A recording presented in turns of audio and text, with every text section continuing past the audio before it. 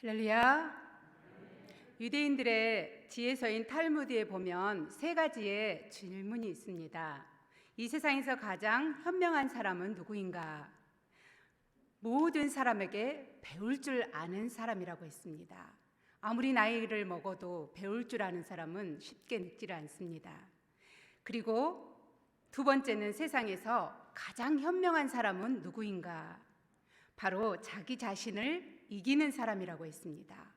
세 번째는 이 세상에서 가장 행복한 사람은 누구인가? 거기에 답은 범사에 감사할 줄 아는 사람이라고 했습니다. 모든 일에 감사할 줄 아는 사람. 우리가 좋은 일 만났을 때는 당연히 감사할 수 있습니다. 그러나 내 마음에 들지 않고 나에게는 도저히 일어나면 안 될 것 같은 일을 만났을 때 감사하기가 쉽지 않습니다. 그러나 모든 일에 감사하는 사람은 행복한 인생을 살 수가 있습니다. 성경은 감사를 아주 영적인 것으로 보고 있습니다.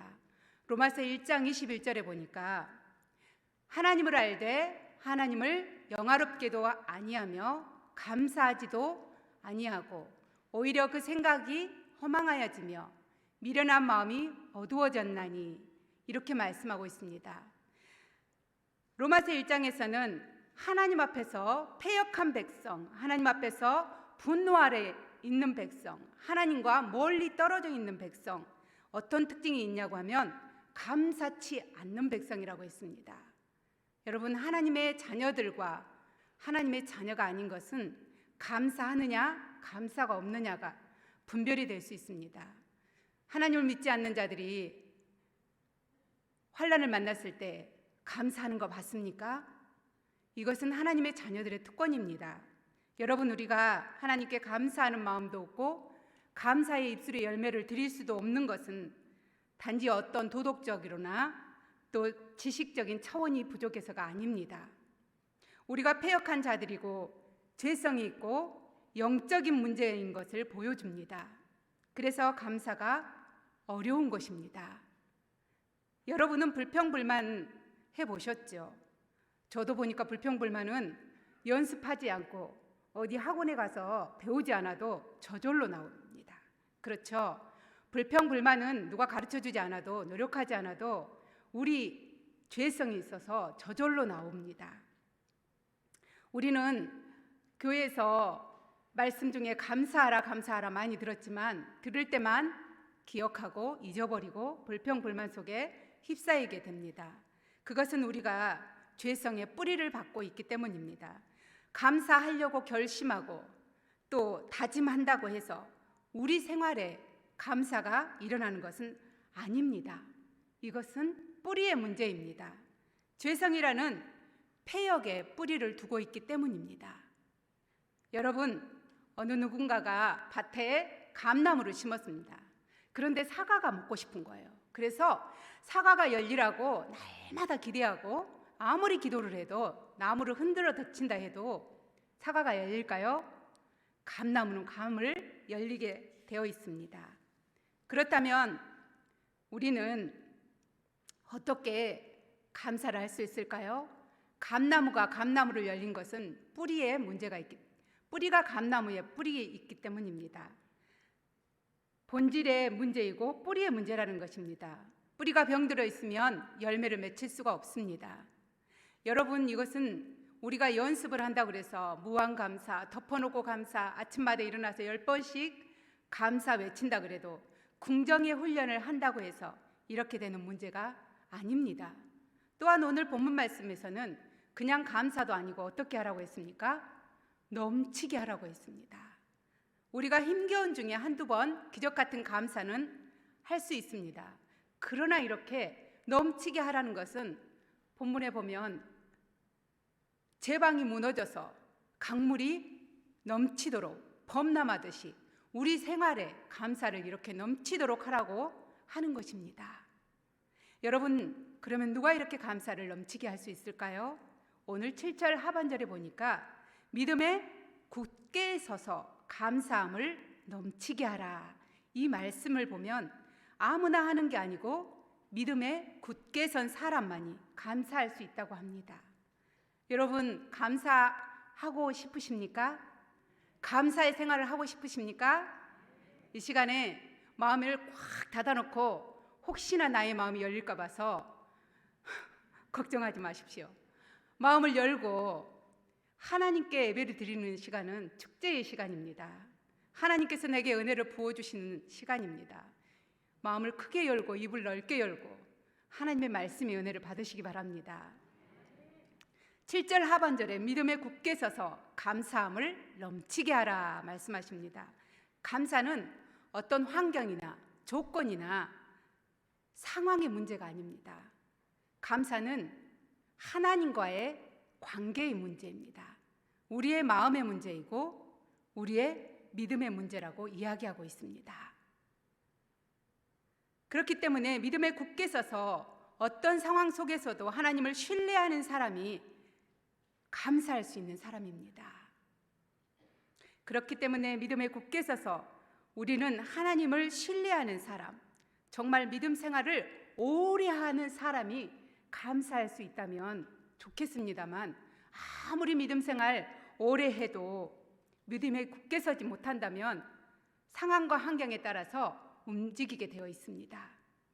그리고 상황과 환경에 따라 흔들리는 사람은 도저히 감사하기가 어렵습니다. 내 믿음이 흔들리고 있는데 어떻게 감사가 나올 수 있겠습니까? 하나님의 사랑이 의심이 되고, 과연 이렇게 힘들고 어려운데 하나님이 정말 나를 사랑이나 하실까? 하나님은 왜 내 기도에 이렇게 응답이 없지? 하나님은 정말 나를 돌보고 계실까? 나는 왜 이렇게 어려운 장애물들이 많을까? 하나님의 사랑이 의심이 되고 하나님이 나를 버린 것 같다는 생각이 들 때 어떻게 감사를 넘치게 할 수 있을까요? 도저히 감사하기가 힘듭니다. 출애굽한 이스라엘 백성들처럼 혹시 한두 번 하나님께로부터 놀라운 은혜를 받아서 감사할 수 있을지 모르겠습니다. 홍해를 건너는 기적을 만났을 때 매일매일 만나와 메추라기를 경험하고 감사할 수 있을지 모르겠습니다. 그러나 그들도 믿음에 굳게 서지 못했을 때는 쉽게 불평불만하고 말았습니다. 그리고 그들은 어려움을 만났을 때 제일 먼저 누구를 원망했습니까? 지도자를 원망했습니다. 그리고 하나님을 원망했습니다. 넘치는 감사의 삶을 살 수가 없는 것입니다. 여러분, 그러나 사도 바울은 오늘 골로새서를 썼을 때 정말 평안한 가운데 좋은 환경에 결코 있지 않았습니다. 그 감옥, 지하 감옥에 있었습니다. 사도 바울이 갇혔던 지하 감옥을 가본 적이 있었습니다. 저는 그래도 넓을 줄 알았어요. 그런데 이 몸이 딱 누울 만큼, 버릇이 앉아서 일어날 만큼 그렇게 좁은 지하 감옥이었습니다. 그곳을 보고 이렇게 눈물이 펑펑 쏟아졌습니다. 왜냐하면 사도 바울이 거기서 편지를, 옥중서실을 썼다는 생각을 할 때 이 말씀이 얼마나 감사하라고, 계속 예수 그리스도로 인하여 감사하라고 했기 때문입니다. 사도 바울은 그 냄새나고 더러운 지하 감옥에서 그 어두운 곳에서 추우며 그렇게 역겨운 곳에서 있으면서 계속 하나님으로 인하여 감사했다는 것입니다. 사랑하는 여러분, 믿음이 굳게 선 사람은 세상이 흔들리고 악조건 속에서도 세상이 주님을 떠나라고 해도 믿음에 굳게 선 사람은 흔들리지 않습니다. 그렇기 때문에 내 믿음의 상태를 정확하게 파악하려면 어려운 상황을 만났을 때 내 안에서 어떤 반응이 나오는지를 보면 내 믿음의 상태를 알 수 있습니다. 인생의 풍랑 앞에서 내 믿음이 송두리째 흔들리고 감사하지 못한다면, 기도하지 못한다면, 겸손하게 하나님 앞에 엎드리지 못한다면 나는 지금 믿음에 굳게 선 사람이라고 할 수 없습니다. 사랑하는 여러분, 감사는 믿음에 굳게 선 자만이 할 수 있는 것입니다. 그러므로 우리 신안의 모든 성도들은 믿음에 굳게 선 하나님의 사람이 되기를 주님의 이름으로 축원드립니다. 왜냐하면 감사는 믿음의 결과이고 믿음의 열매이고 믿음의 표현이기 때문입니다. 감사와 믿음은 언제나 정비례해서 올라가게 되어 있습니다. 맞습니다. 믿음에 굳게 선 사람만 넘치는 감사를 삶 속에서 하나님 앞에 올려드릴 수 있는 것입니다. 그렇다면 어떻게 믿음에 굳게 선 사람이 될 수 있을까요? 6절 상반절에 보면 그러므로 너희가 그리스도 예수를 무엇으로 받았습니까? 주로 받았습니다.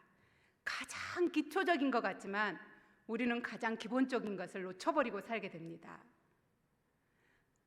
예수 그리스도를 주로 받아야 흔들리지 않는 믿음을 가질 수 있습니다. 이 말씀은 예수님을 내 마음에 품고 예수 그리스도를 나의 주인으로 모시고 살아가는 사람입니다. 예수님만이 내 인생의 주인이 되어서 내 인생을 끝까지 죽을 때까지 책임져 주실 분이라는 것을, 그 믿음을 가진 자만이 감사할 수 있습니다. 둘째는 어떻게 하면 믿음에 굳게 설 수 있을까요? 그 안에서 행하는 삶을 살아야 한다고 말씀합니다. 6절에 그러므로 너희가 그리스도 예수를 주로 받았으니 그 안에서 행하되, 이것을 원문에 보니까 예수님과 동행하되, 예수님을 따라가되 이렇게 나와 있습니다. 이것이 감사가 넘치는 방법입니다. 여러분, 우리는 예수님과 동행하는 자로 하나님이 부르셨습니다. 너 혼자 이 세상에 한번 살아봐라, 내가 지켜볼 테니까, 이런 하나님이 절대 아닙니다. 내가 너 속에 들어가서 너와 함께 동행하겠다. 너가 어떤 경우에도 내가 너를 책임지겠다. 나를 의지해라. 나를 끝까지 바라봐라. 나를 믿고 나를 신뢰해라. 우리 주님은 그 믿음을 보시는 것입니다. 엄청난 축복입니다. 예수님과 동행한다는 말씀은 그냥 흘려보내지 말기를 바랍니다. 예수님이 동행한다는 말씀은 살아계신 하나님이 우리 안에 계신다는 것입니다. 그분은 우리가 믿음이 좋을 때만, 예쁜 짓 하고 좋은 일만 할 때만 살아와서 우리에게 말씀하시는 것이 아니라 언제든지 우리와 함께 하십니다. 여러분들이 산책을 할 때에도, 여러분들이 마트에 갈 때에도, 사람을 만날 때에도, 사업을 할 때에도, 공부를 할 때에도, 무엇을 하든지 간에 예수님은 우리와 동행하십니다. 그 예수님을 외면하지 않기를 바랍니다. 그리스도 예수님을 주인으로 모시고 날마다 예수님과 동행하시길 바랍니다. 야고보 기자는 행함이 없는 믿음은 죽은 믿음이라고 했습니다. 골로새서 3장 17절에 보면 무엇을 하든지 말에나 일에나 다 주 예수의 이름으로 하고, 이렇게 말씀하십니다. 말씀만 받고 끝나는 게 아니라 예수님 이름으로 행하고 무엇을 하든지 주 예수님의 이름으로 하라는 것입니다. 7절 말씀, 그때에 믿음이 뿌리를 내리고 세움을 받고 더 강건해진다고 말씀합니다. 그리스도 예수 안에서 받은 믿음을 행함으로 나타낼 때 자라게 되고 굳건해집니다. 많은 경우에 우리의 믿음이 자라지 못하는 경우는 말씀을 수없이 많이 받기는 하지만 실천하고 나타나지 않으니까 우리의 믿음이 자라지 않는 것입니다. 예수 그리스도의 믿음에 굳게 서서 믿음의 의지를 내 자신이 사용해서 행하는 여러분들이 되시기를 바랍니다. 그러면 믿음에 굳게 선 사람들은 어떻게 감사해야 될까요? 첫째, 과거에 이미 일어난 일에 대해서 감사할 수 있기를 바랍니다. 범사에 감사하는 사람의 특징을 보면요, 과거를 은혜의 시각으로 바라봅니다. 과거에 내가 얼마나 고생하고 살았는지 알아? 이렇게 하는 것이 아니라 본인이 힘겹게 살아왔던 과거를 하나님의 은혜의 시각으로 바라보고 믿음의 해석을 하는 것을 볼 수 있습니다. 그러니까 과거에 노예가 되지 않습니다. 과거에 끌려다니지 않습니다. 여러분, 믿음이 흔들리지 않는 사람은 과거에 끌려다니지 않고 과거를 믿음으로 해석하고 과거를 은혜의 시각으로 바라볼 수 있는 사람입니다. 여러분 모두가 이제까지 살아온 삶이 정말 힘겹고 책으로 쓰라면 몇 권을 썼을 것입니다. 그렇죠? 우리 주님이 다 알고 계시죠? 그런 모든 일들을 믿음으로 해석하시기를 바랍니다. 요셉의 경우에는 큰 아픔이 있었습니다. 여러분도 아시다시피 10대 사춘기 나이에 애굽의 노예로 팔려가게 됩니다. 그것도 형들에게 얼마나 형들이 미웠겠습니까? 형들에게 그런 상처를 받았는데 어떻게 누구를 믿고 살아갈 수 있겠습니까? 형들이 동생을 팔아넘기는 상황에서 얼마든지 자기의 과거를 비판하고 원망하고 절망할 수 있었습니다.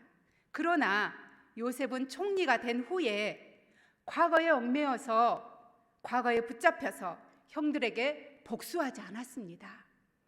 오히려 형들을 통해서 하나님께서 애굽의 나를 보내주셔서 이스라엘의 백성들의 큰 역사를 이루게 하셨다고 고백합니다.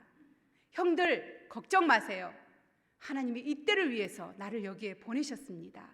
이렇게 형들에게 잘 해주는 것을 볼 수 있습니다.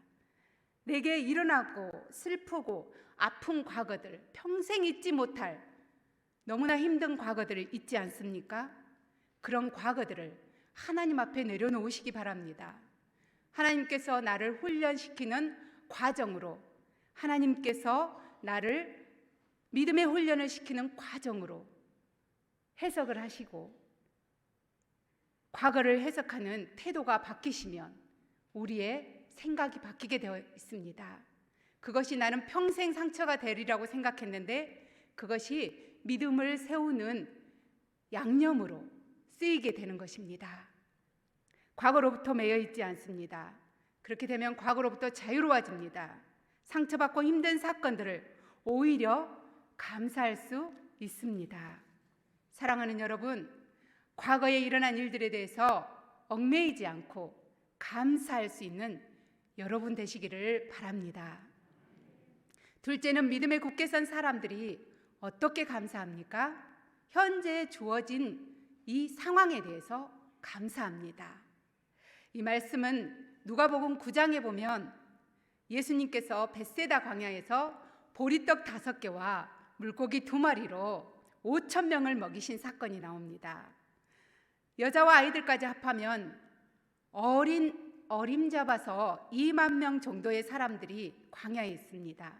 거기에는 아무것도 없습니다. 마트도 없습니다. 빈들입니다.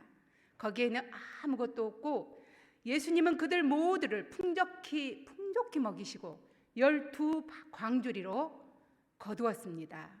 누가복음 9장 16절에 보니까 예수님께서 떡 5개와 물고기 2마리를 가지고 무엇을 합니까? 하늘을 우러러 축사하십니다. 축사하셨던 것은 감사 기도를 드렸다는 것입니다. 빈들에서 2만 명 가까운 사람들이 먹어야 하는데 물고기 2마리와 보리떡 5개였습니다. 이것이 이 도시락이, 한 소년의 도시락이 예수님의 손에 놓여 있습니다.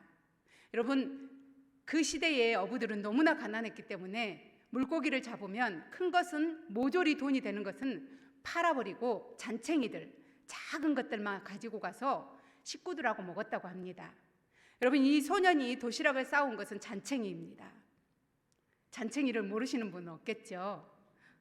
그것도 맛있는 떡이 아니라 보리떡 5개와 물고기 2마리, 이 작은 하찮은 이 도시락, 형편없어 보이는 이 보리떡 5개와 형편없어 보이는 잔챙이 2마리입니다.